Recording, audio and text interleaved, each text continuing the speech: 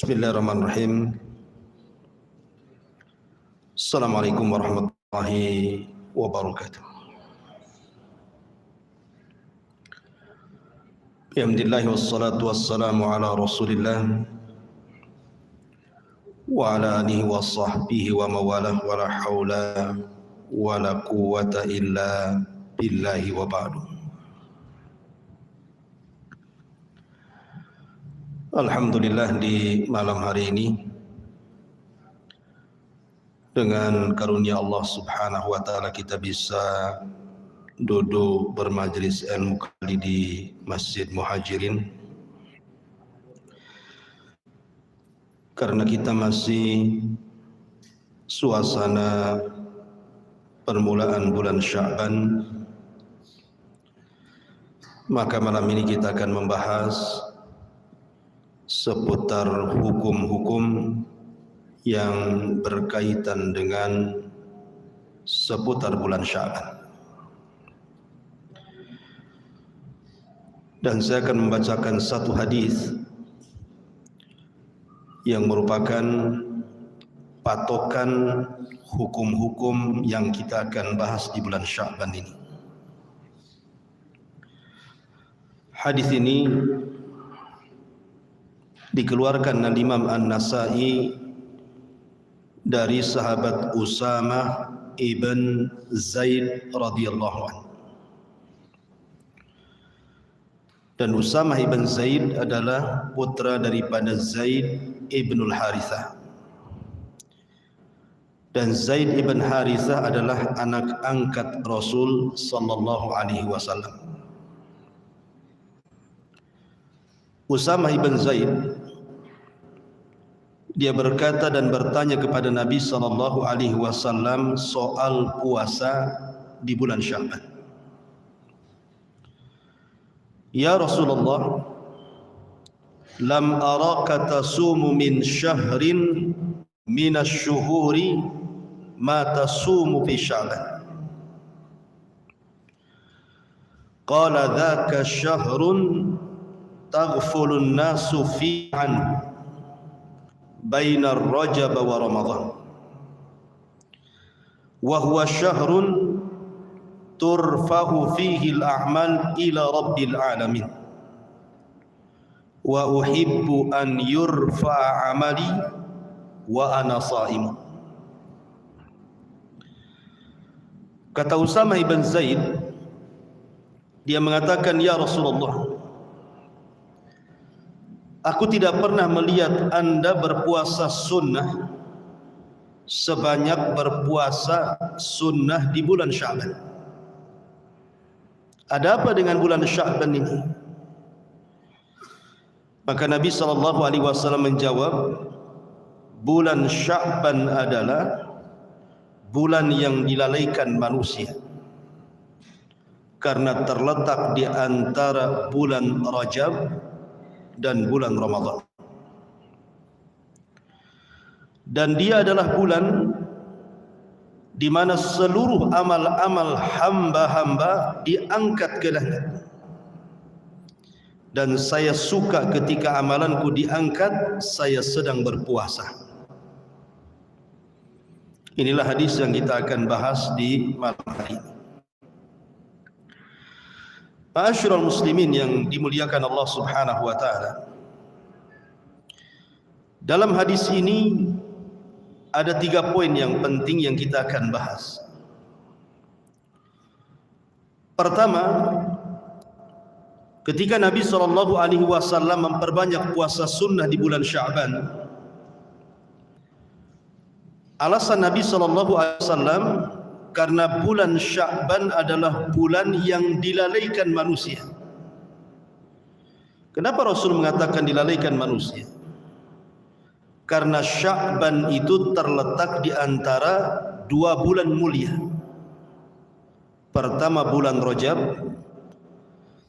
di antara 4 bulan yang disebut dengan Ashhurul Hurum. Dan itu dicantumkan dalam surah At-Taubah 36. Ketika Allah Subhanahu wa taala berfirman, inna iddatasy syuhuri indallahi 12 syahran fi kitabillah yauma khalaqas samawati wal ard minha arba'atun hurum. Dari 12 bulan yang Allah ciptakan, ada 4 bulan yang disebut dengan 4 bulan mulia. Kemudian Rasul mentafsirkan ayat itu dengan hadisnya. Pertama Zulqa'dah, kedua Zulhijjah, ketiga Muharram, dan ini berturut-turut.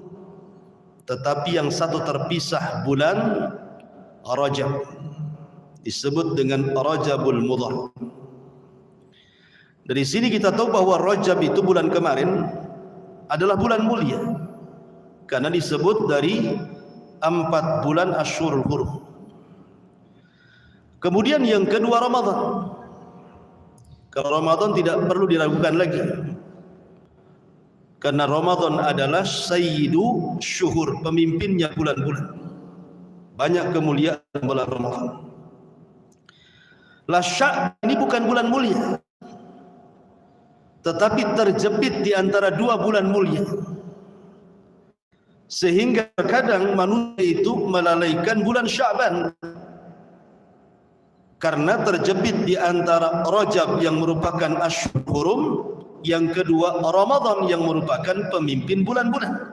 Makanya orang menganggap enteng bulan Sya'ban itu, padahal kadang di bulan Sya'ban jauh lebih istimewa dibandingkan amalan di bulan Rajab sendiri. Nanti kita akan jelaskan amalan apa dan seperti apa mulianya amalan di bulan Sya'ban ini.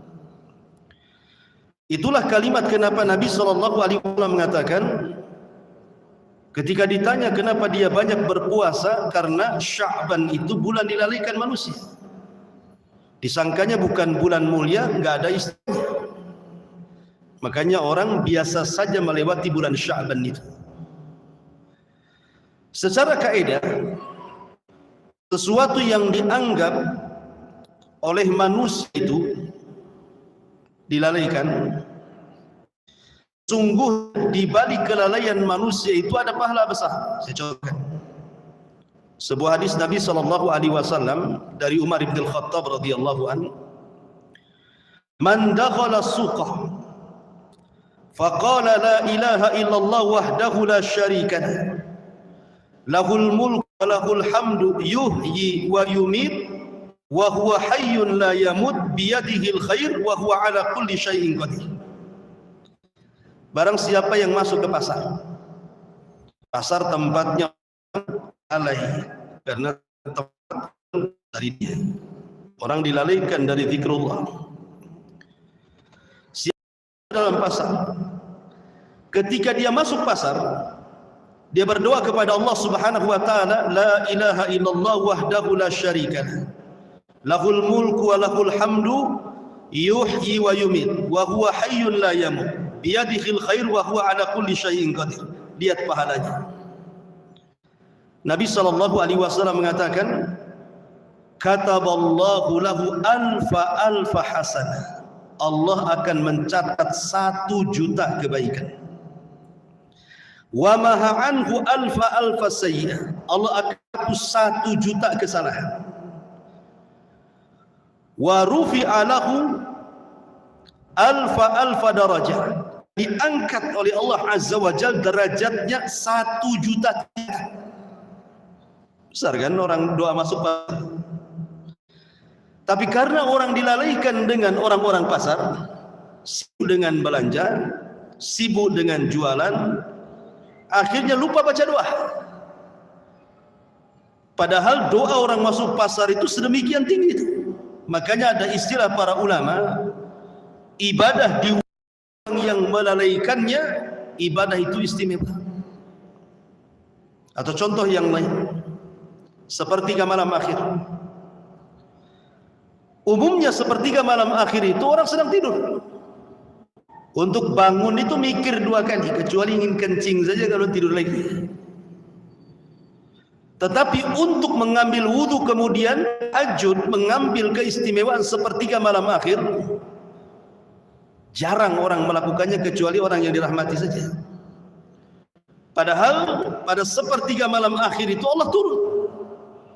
Dalam sebuah hadis Nabi mengatakan, yang Rabbuna ila sama'id dunya fi kulli thuluthil laili akhir wa dzalika kulla lailatin. Faqala Allah azza wa jalla li 'abdihi man yuni fa astajiba lahu wa man yas'alu fa utiyah astaghfiruni fa aghfir lahu. Allah turun ke langit dunia pada sepertiga malam akhir. Kemudian Allah berfirman kepada hamba-hambanya setiap hari pada sepertiga malam akhir itu, siapa yang berdoa aku kabulkan, siapa yang minta aku kasih, siapa yang minta ampun ku ampuni. Tetapi siapa yang melakukan kecuali orang-orang yang dirahmati Allah Azza wa Jalla. Atau contoh yang lain yang lebih mudah, waktu duha. Waktu duha itu orang sedang sibuk mengejar dunia kan.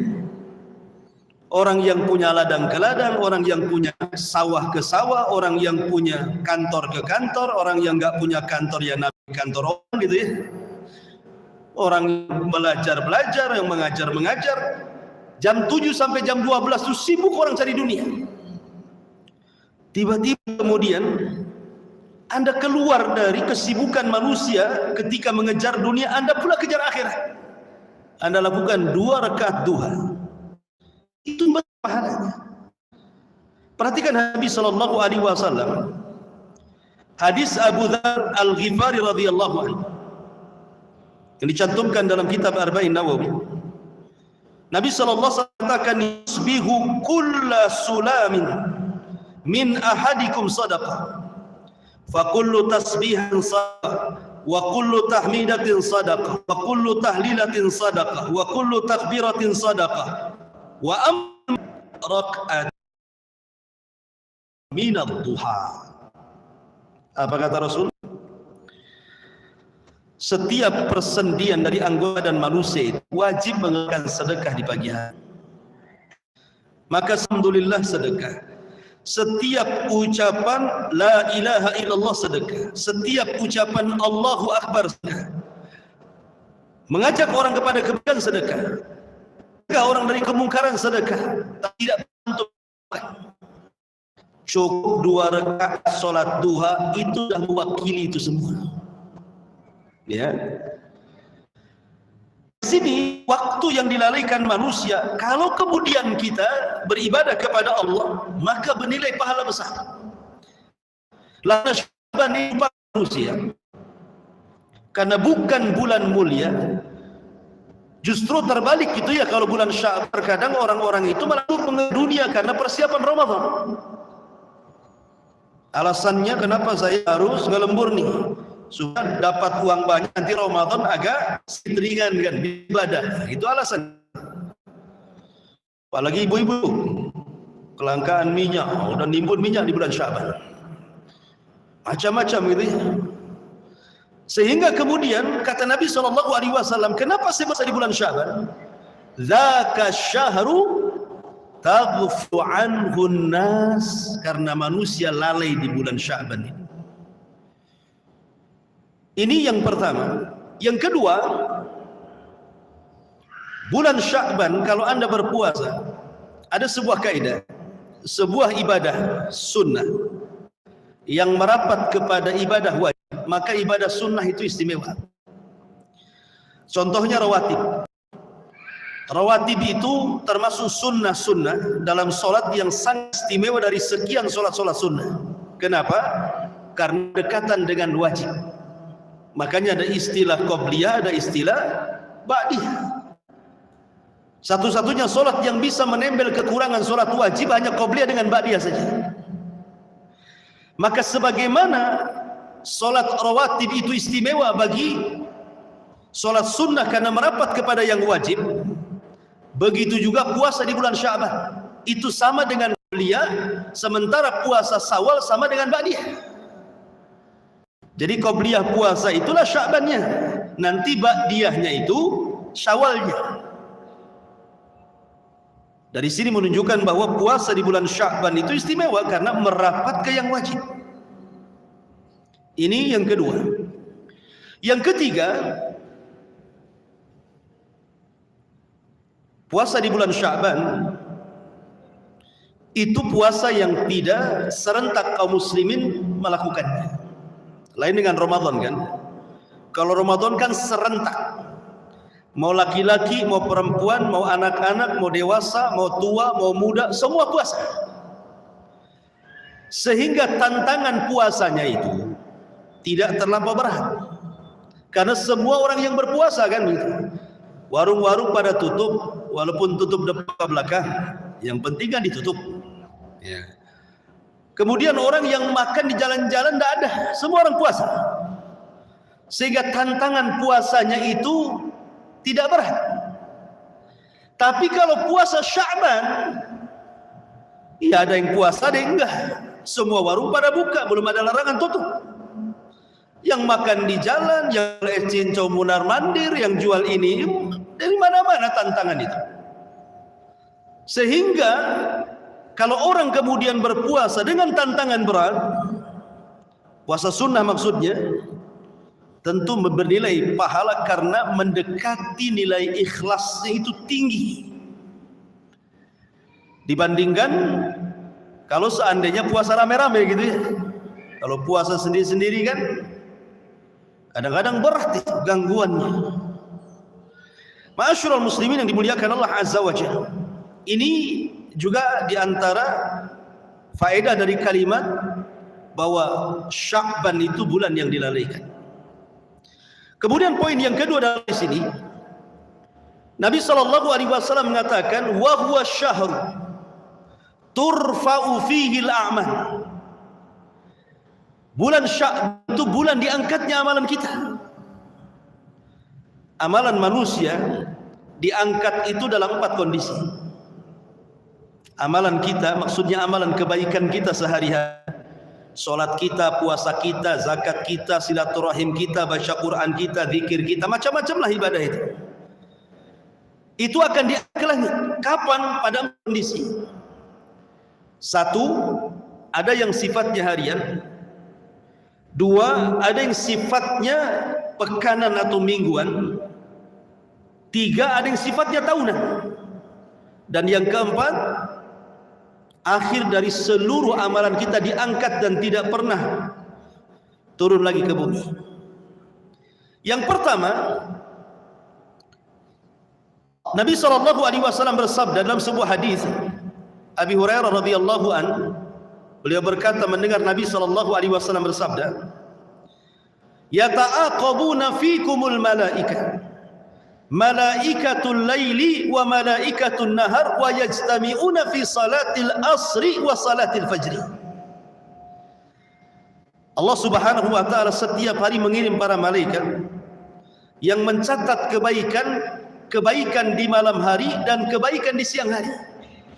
Malaikat ini tidak mencatat kejelekan, dia hanya mencatat kebaikan saja.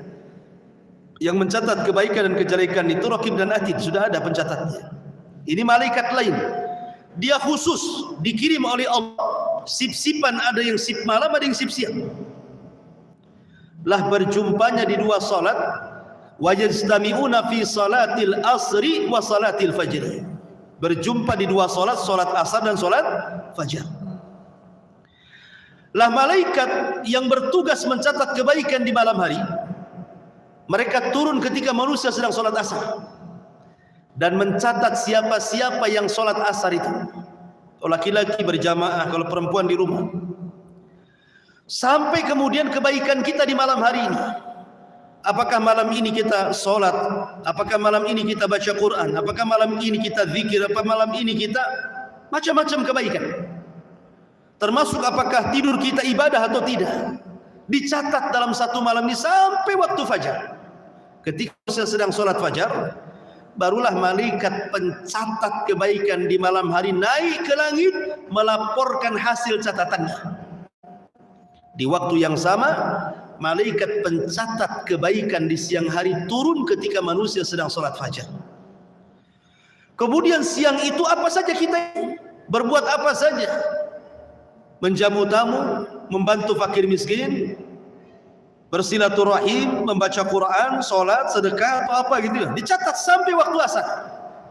Baru di waktu asar ketika manusia sedang sholat, maka malaikat pencatat kebaikan di siang hari naik ke langit maka di dua solat inilah berjumpa dua malaikat ini. Makanya Rasul mengatakan, man hafadha ala baradaini dakhalal jannah. Siapa yang menjaga dua solat ini, asar dan subuh, maka dipastikan dijamin masuk surga. Karena dua solat ini disebut solat wusta. Ini yang pertama, catatan kita diangkat di dua waktu, asar dan subuh. Yang kedua, catatan kita diangkat yang sifatnya pekanan mingguan. Dan itu ada di dua hari. Pertama hari Senin, yang kedua hari Kamis. Dan itu berdasarkan hadis Nabi SAW. Nabi SAW mengatakan, tu'radul a'mal, wa fi riwayatin tuftahu abwabul jannah. Jadi amalan-amalan itu akan ditampakkan ke hadapan Allah. Dalam riwayat, pintu-pintu surga terbuka pada hari itu. Kapan itu? Fi kulli khamisin wasnaini. Di hari Kamis dan hari Senin, atau senangnya Senin dan Kamis. Disitulah amalan kita diangkat. Makanya ada puasa sunnah yang disebut dengan puasa Senin dan Kamis, karena hari itu amalan kita. Kemudian yang ketiga, ada yang sifat inilah bulan Sya'ban. Bulan Sya'ban itu amalan kita diangkat, tidak harus nunggu subuh dan asar, tidak harus nunggu Senin dan Kamis, setiap hari. Mau pagi, mau siang, mau sore, mau malam, mau jam berapa saja, amalan kita diangkat. Karena selama bulan Sya'ban pintu langit terbuka, dan amalan kita diangkat sampai ke atas. Dari sini Nabi SAW, kenapa Nabi SAW memperbanyak puasa di bulan Sya'ban itu? Alasan Rasul, wa huwa syahru turfa'u fihil a'mal. Karena bulan ini adalah bulan diangkatnya. Maka Nabi SAW memilih ibadah puasa. Apa yang dipilih ibadah puasa? Kenapa tidak ibadah yang lain? Pertama, karena Sya'ban itu muqaddimah Ramadan. Makanya Nabi SAW memilih ibadah puasa. Karena Ramadan itu ibadah yang paling sentral adalah puasa. Kalau sholat 5 waktu ya sudah jelas kan gitu. Kalau Ramadan kan identik puasa. Makanya Nabi SAW memilih Sya'ban ibadah pokoknya puasa. Maksudnya ibadah sunnahnya. Karena muqaddimah masuk Ramadan. Orang kalau terbiasa puasa di bulan Sya'ban, ringan dia puasa di bulan Ramadan. Orang yang tidak pernah puasa Sya'ban ataupun 1 tahun tidak pernah puasa, berat puasa Ramadan. Sehingga harus melawan rasa lapar, dahaga gitu ya, karena jarang puasa. Makanya dipilih ibadah puasa. Yang kedua, karena satu-satunya ibadah yang susah dimasuki riya itu adalah ibadah puasa. Ibadah yang bisa mentarbiyah hati itu adalah ibadah puasa. Makanya kenapa di dalam Al-Quran ketika Allah Subhanahu wa ta'ala memerintahkan puasa, apa kata Allah? Kutiba alaikumul syiyam kama kutiba alal ladzina min qablikum ya ayyuhalladzina amanu kutiba alaikumus syiyam kama kutiba alal ladzina min qablikum la'allakum tattaqun. Wahai orang-orang yang beriman, diwajibkan atas kalian berpuasa sebelum kalian diwajibkan berpuasa. Lihat hikmah, la'allakum tattaqun. Khitabnya kemana di sini? Ke hati. Allah tidak mengatakan sebagaimana puasa diwajibkan kepada umat sebelum kalian supaya kalian lapar, tidak. Supaya kalian haus, tidak juga. Supaya kalian merasakan orang miskin tidak akan dan mereka haus, tidak juga. Tapi Allah katakan la'allakum tattaqun, ditembuskan ke dalam hati supaya kalian takwa. Takwa itu di mana letaknya? Rasul katakan at-taqwa hahuna. Takwa itu di sini. Maksud hati. Jadi khitabnya puasa itu ke dalam hati. Makanya satu ibadah bisa mentarbiyah hati itu puasa. Lain dengan salat. Allah mengatakan innas salata tanha 'anil fahsya wal munkar. Kalau salat menahan ucapan kotor, fahsya, munkar, perbuatan fasik. Tapi puasa itu masuk ke jantung hati orang. La'allakum tattaqun. Sehingga puasa mentarbiyah hati.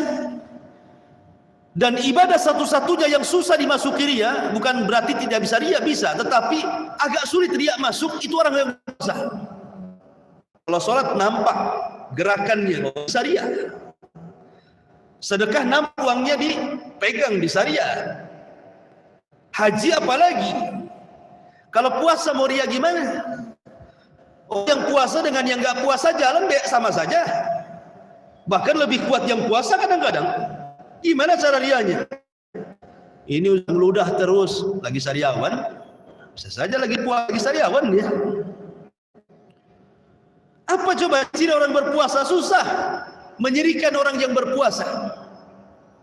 Oh itu mulutnya ini Ustaz, agak bau, bisa saja habis makan jengkol. Apalagi susah mau nyirikan orang puasa itu susah, kecuali dia ngaku. Maaf saya lagi puasa, baru tahu dia puasa. Coba dia diam. Kalau diam dia nggak tahu. Ya. Dari sinilah maka kenapa Nabi SAW memilih ibadah puasa, karena ibadah puasa itu lebih ikhlas dibandingkan ibadah yang lain. Makanya Nabi mengatakan, "Dzaka syahru turfa'u fihi al-a'mal." Karena puasa adalah amalan yang mentarbiah hati. Aku ingin ketika amalanku diangkat, aku sedang berpuasa, kata Rasul. Wa uhibbu an yurfa'a bi wa ana sha'im. Dan aku suka kalau amalanku diangkat, aku sedang puasa. Itulah kenapa ibadah puasa yang dipilih oleh Nabi SAW. Ma'asyiral muslimin yang dimuliakan Allah Azza wa Jalla. Kemudian yang terakhir amalan kita diangkat. Yang keempat kapan? Dalam Bara Azib radhiyallahu an, saat ruh dicabut. Amalan kita diangkat di bawah ruh. Jadi ruh itu diangkat malaikat, amalannya di bawahnya ngikut sampai ke atas. Kemudian ketika berjumpa dengan Allah, ruhnya orang yang beriman, apa kata Allah? Kembalikan ruh ke dalam jasadnya, tapi catatannya naikkan ke Illiyin.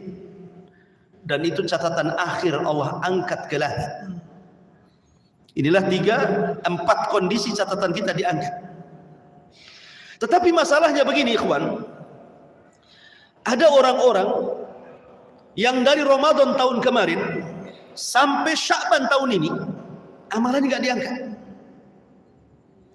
Jadi ada orang-orang yang dari Ramadan tahun kemarin sampai Sya'ban, padahal 1 tahun itu Anda mungkin sedekah, berbuat baik, macam-macam lah, mengaji gitu ya. Tapi tidak akan pernah diangkat oleh Allah Azza wa Jalla. Kasihan sekali, siapa mereka? Dalam sebuah hadis ini menjadi perbincangan para ulama, ada yang mensahihkan dan ada yang mendhaifkan. Tetapi Syekh Nasiruddin Al-Albani rahimahullahu taala mensahihkan hadis ini dan diletakkan dalam Sahihul Jami'. Beliau mencantumkan hadis ini dan mengatakan hadis ini sahih. Walaupun sebagian ulama melemahkan. Nabi SAW bersabda begini bunyinya.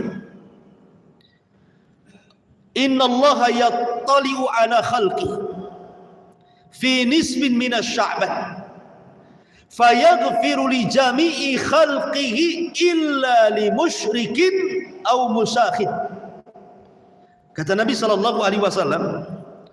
Allah Subhanahu wa taala akan melihat amalan hambanya pada pertengahan bulan Sya'ban, atau dengan istilahnya nisfu Sya'ban. Maka Allah Subhanahu wa taala akan mengampuni seluruh dosa-dosa orang yang beriman kecuali 2 orang. 2 orang ini tidak akan diampuni dan tidak diangkat amalannya. Hati-hati 2 orang ini. Siapa mereka? Kata Nabi SAW, illa li musyrikin. Pertama orang musyrik, yang kedua musakhin. Orang musakhin. Apa musakhin ini? Kalau musyrik ma'ruf, orang yang menyekutukan Allah Subhanahu wa taala, datang ke dukun, percaya kepada tangkal, percaya kepada batu aki, minta-minta di kuburan, bernazar, atau syirik kecil seperti riya, sum'ah, bersumpah kepada selain Allah, macam-macam.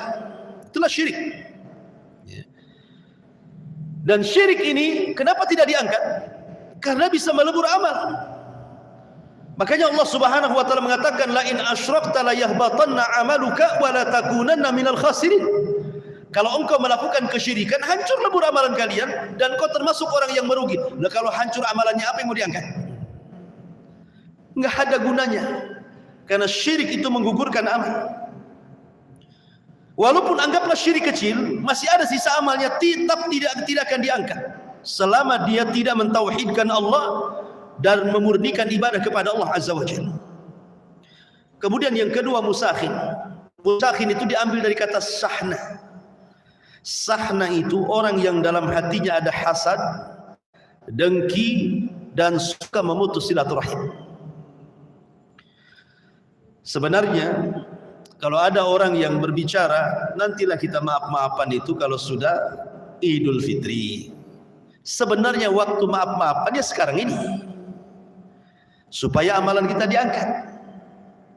Karena hati yang penuh dengan hasad dan dengki ini disabdakan oleh Nabi SAW, iyyakum wal hasad, fa innal hasada ya'kulul hasanah kama ta'kulun narul khatab. Hati-hati kan dengan hasad, karena hasad ini bisa menghilangkan kebaikan-kebaikan sebagaimana api membakar kayu bakar. Coba ada kayu bakar, datangkan api, kira-kira jadi apa tuh kayu bakar itu? Pasti jadi debu. Lah sebagaimana ketika ada kayu bakar dibakar kemudian jadi abu, begitulah kebaikan yang digerogoti oleh hasad dan dengki itu. Kalau seandainya kebaikan itu digerogoti oleh hasad dan dengki, lalu apa yang diangkat? Seandainya pun tersisa, tetap tidak akan diangkat. Makanya kenapa Nabi SAW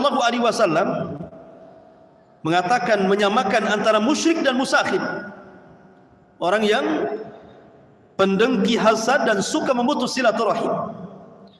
Makanya di bulan Sya'ban ini, jangan sampai seseorang itu bermasalah dengan orang tuanya, bermasalah dengan saudaranya, bermasalah dengan kerabatnya, bermasalah dengan tetangganya umpamanya. Sudah 1 bulan ini, lepaskan hati-hati itu, karena ini bulan salamatus sadri, bulan di mana kita disuruh selamat hatinya. Innallaha la yanzuru ila suwarikum wala ila amwalikum walakin yanzuru qulubikum wa a'malikum. Allah tidak melihat bentuk rupa kalian atau harta kalian, yang Allah lihat hati kalian. Jadi bulan Sya'ban itu sebenarnya amalan yang lebih tinggi dibandingkan hanya sekedar berpuasa. Kalau orang berpuasa tetapi masih ada kedengkian, percuma puasanya, karena nggak akan diangkat. Kalau orang sholat, kemudian sedekah, kemudian baca Quran, berzikir, tapi masih memutus silaturahim dengan keluarganya, percuma ibadah-ibadahnya. Jadi sebenarnya ibadah inti di bulan Sya'ban itu salamatul lisan wa salamatus sadri. Berusaha untuk selamat lisannya dan selamat hatinya. Apa maksudnya? Al-Imam Ibnul Mubarak, seorang alim min ulama'i tabi'in, alim zahid, al-allamah, Al-Imam Abdullah ibn Mubarak mengatakan ketika ditanya soal husnul khuluq, ya Imam, apa sih husnul khuluq itu, baik akhlak itu? Maka dia meringkas dengan 3 kata. Kalau anda ada pada 3 kata ini, memang baik akhlaknya. Pertama, kata beliau, kaful adha. Yang kedua, badlun nadha. Yang ketiga, talaqatul wajhi. Pertama, kaful adha. Kaful adha itu artinya berusaha tidak menyakiti orang. Dengan lisannya dia tidak menyakiti, dengan perbuatannya tidak menyakiti, termasuk dengan hatinya tidak menyakiti orang. Bagaimana hati bisa menyakiti orang? Ya dengan cara suudon umpamanya. Nah, sekarang ini kan zaman-zaman suudon nih. Ini seseorang, contoh nih, kan alat komunikasi kayak handphone nih, gara-gara umpamanya WA atau telepon tidak dijawab, kadang WA-nya hari ini dijawabnya bulan depan gitu ya umpamanya kan. Itu sudah suudon kita ini sama orang. Apa ini? Apa ini? Gitu kan gitu ya. Ini kan sudah jahat hati ini sebenarnya. Alat komunikasi ini membuat kotor hati sebenarnya. Ma'asyiral muslimin yang dimuliakan Allah Azza wa Jalla, apalagi istri antum. Enggak dibalas saja. Salah tuh. Langsung sudah. Jadi itulah disebut kaful adha namanya. Kaful adha itu artinya lisan, perbuatan, hati tidak menyakiti orang. Dan di bulan Sya'ban ini jangan sampai. Makanya kenapa Rasul mengatakan al-muslimuna man salimal muslimuna min lisanihi wa yadi. Seorang muslim itu dikatakan muslim kalau muslim yang lain selamat dari lisan dan tangannya. Oke lah, ada orang mengatakan seperti ini, Ustaz, ada orang yang bisa menjaga lisannya, menjaga perbuatannya, menjaga hatinya. Tapi masalahnya, bisa nggak dia menyelamatkan hatinya ketika dia disakiti orang? Dia bisa menjaga lisannya, tidak ngomong, menjaga perbuatannya, tidak bergerak, menjaga hatinya untuk tidak sampai hasad ataupun dengki kepada orang lain. Tetapi ketika orang menyakiti kita, inilah butuh daripada salamatu sadri, selamat, diselamatkan hati kita ini.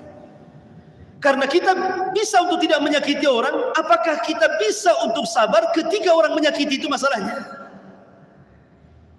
Aku udah diam-diam nih, kok pula lah buat macam-macam. Kan itu ya biasanya, terpancing deh emosinya ya.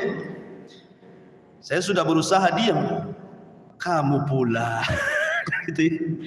Jadi terkadang orang itu bisa dia tidak menyakiti orang, tapi dia tidak sabar dengan hatinya ketika disakiti orang.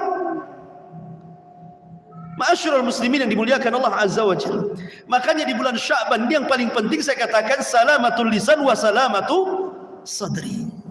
Lalu bagaimana caranya? Mungkin menjaga lisan pahamlah, menjaga hati paham. Apa namanya, menjaga perbuatan, menjaga hati itu tidak sudon. Kita berusaha ya, tidak menyakiti orang di bulan Sya'ban ini. Tolong satu Sya'ban inilah lepaskan semua permusuhan itu. Tapi apakah Anda bisa melawan ketika Anda menyakiti? Ada orang memfitnah Anda, menghina Anda, menggibah Anda, umpamanya. Maka di sini perlu kaedah. Bagaimana melayani orang supaya tidak sakit hati.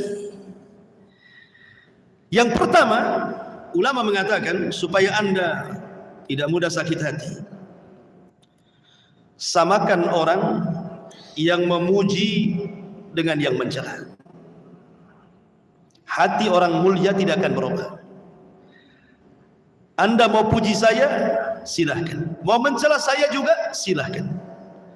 Maka samakan siapapun yang mencela ataupun yang memuji, sama saja. Jangan pula ketika memuji besar kepala, ketika mencela sakit hatinya. Bagi kita pencelaan dan pujian itu bukan rezeki. Maksudnya begini, apakah kalau seandainya Anda memuji saya jadi panjang umur? Ataukah ketika Anda mencela saya jadi pendek umur? Ataukah ketika Anda memuji saya jadi kaya? Ataukah ketika Anda mencela saya jadi miskin? Tidak. Pujian dan celaan bukan rezeki. Sebab kalau seandainya ucapan manusia itu rezeki, tentu orang yang paling cerewet paling kaya. Maka camkan itu, ucapan manusia bukan rezeki. Dia tidak menambah usia, tidak mengurangi usia, tidak menambah harta, tidak mengurangi harta. Sudah dicatat di Lauhil Mahfuz. Maka jadikan ucapan manusia sama saja. Anda mau mencela, memuji, silakan. Ini yang pertama. Yang kedua, orang yang sedang marah kepada kita, itu hakikatnya ada api dalam hatinya. Jangan sampai api yang membakar hatinya Anda pindahkan api itu ke hati Anda. Kalau seandainya api, bara api yang sedang membara kepada orang yang tidak suka dengan Anda pindahkan pula ke hati Anda, maka tidak ada bedanya Anda dengan dia. Mana yang baik, mana yang tidak baik, tidak beda. Lalu siapa Anda dengan dia? Justru ketika Anda biarkan api itu membakar dia tanpa mengambil api itu memasukkan ke hati kita, di sini terbedakan mana yang baik, mana yang buruk. Liyamizal khabitha minat thayyib. Akan terbedakan mana orang baik, mana orang jahat. Biarkan saja yang terbakar. Biarkan dia marah, biarkan dia ghibah, biarkan dia fitnah, lambat sendiri.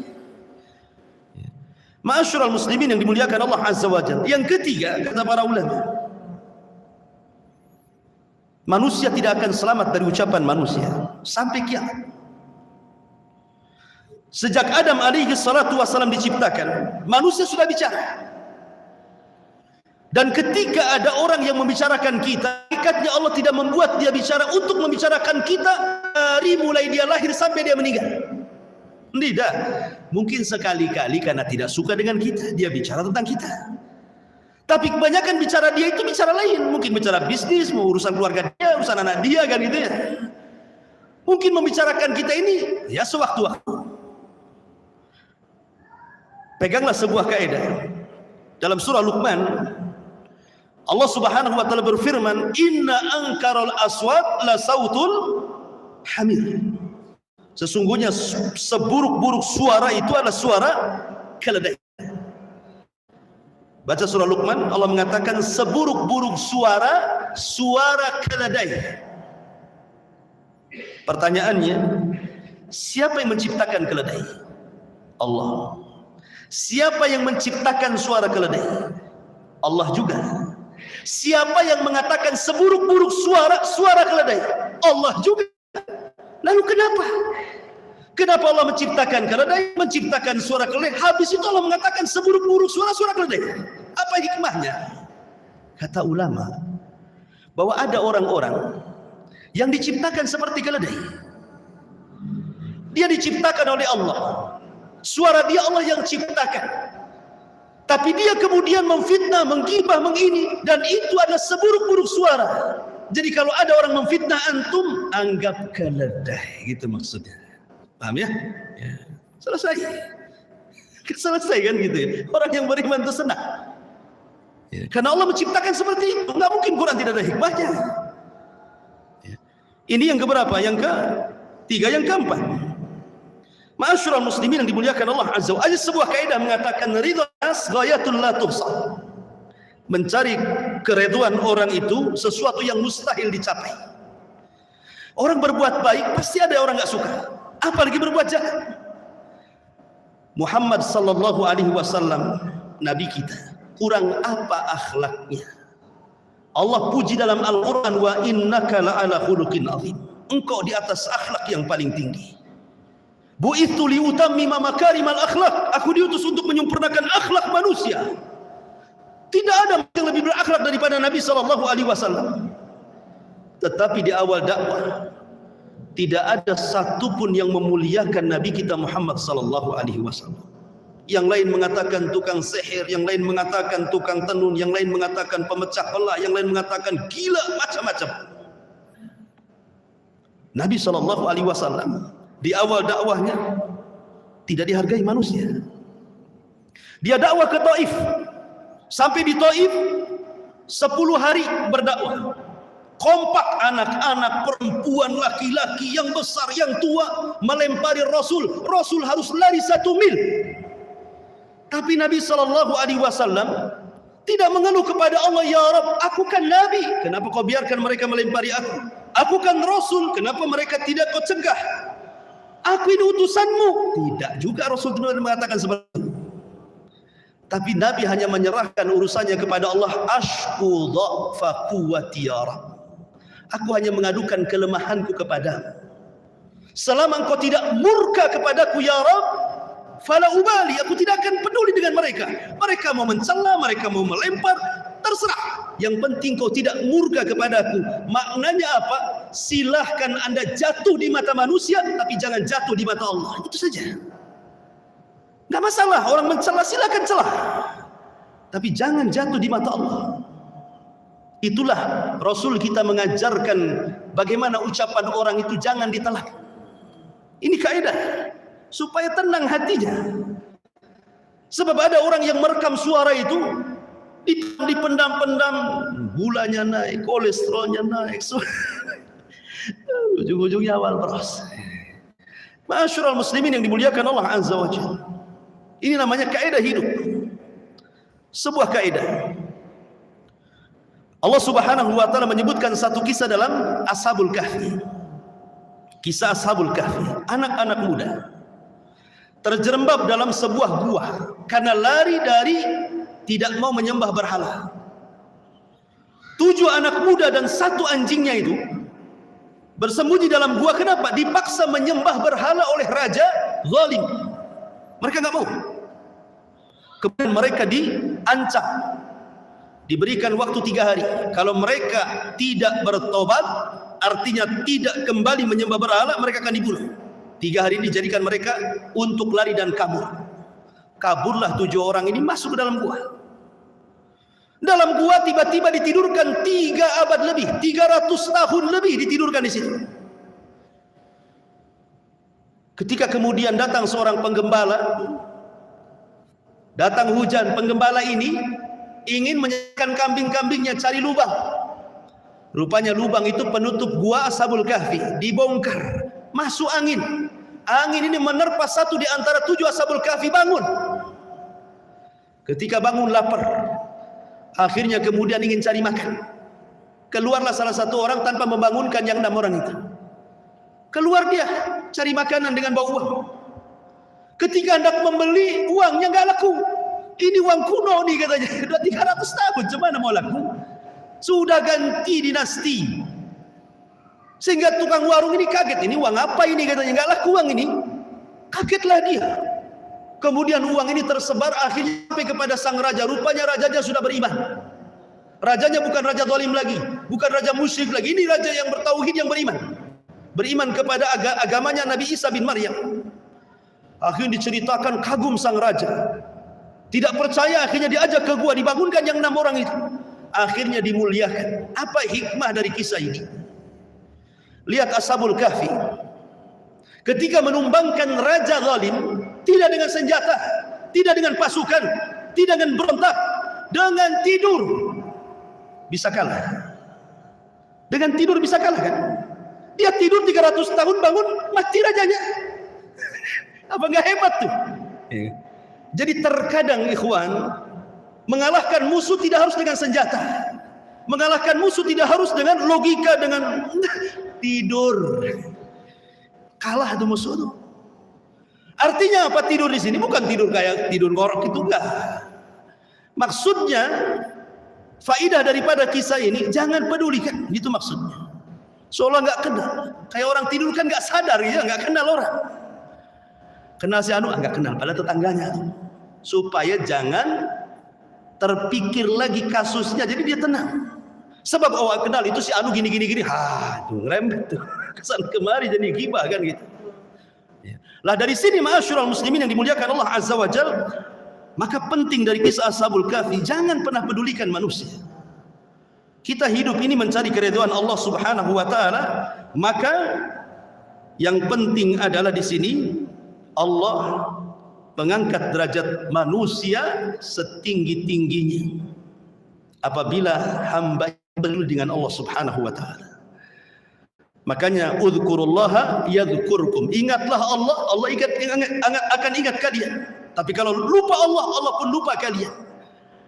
Maka dengan cara hanya mengingat Allah Azza wa Jalla. Kalau ada masalah, ingat Allah. Ada masalah, ingat Allah. Adukan kepada Allah. Itulah yang diajarkan Nabi sallallahu alaihi wasallam. Oleh karena itulah maka hati orang yang mulia tidak akan pernah berubah. Hati orang mulia tidak akan berubah. Jatuh di mata manusia, tapi tetap terangkat di mata Allah.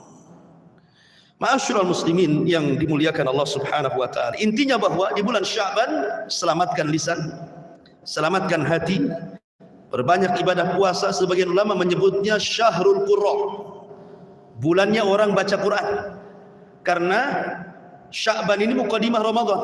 Amalan yang paling banyak dilakukan di bulan Ramadan itu cuma 2, puasa dan baca Quran.